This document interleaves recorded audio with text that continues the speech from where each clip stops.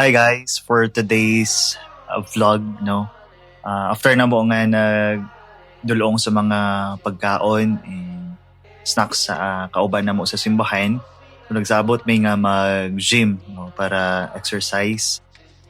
Ngayon, abot na mi sa gym, prepare na diya si John, dayon saka na mi dayon. Excited kayo niya akong mga kauban ron nga mag-gym. Kung diha ako nang giuba akong jacket kaya para ka warm up na pod. Bike sa takadali. Layo ta sa injury guys, no? Kaya importante gayod nga maka-warm up ta. More or less 5 minutes to 10 minutes nga warm up para at least nang dili ta ma-injury.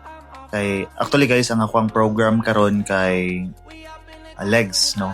Kabalo mo guys nga ang legs usa ni sa pinakasakit kayo nga program, especially kung gym mo, no? Actually kinita ng mga program dire, mga program sa pag-build na to sa to ang mga muscles kay sakit man siya at first pero in the long run makaya naman sa noon na mo ni nga ga-enjoy ra po ko nga mag-gym. Okay, so kauban ako si Janjan diha ug sila ni Bry.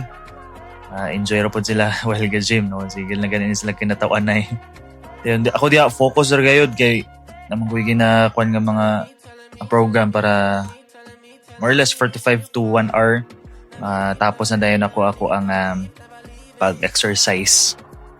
Porte pag lisod daw karon flex ginagmay. Ni dako na tagamay kay kabalo mo guys. Nag-start gyud ko 58 akong kilos. Dayon right now mga 68 na. Dako na kayo ang pag-gain na to. So mao lang siya guys. Thank you sa paglantaw. Bye-bye.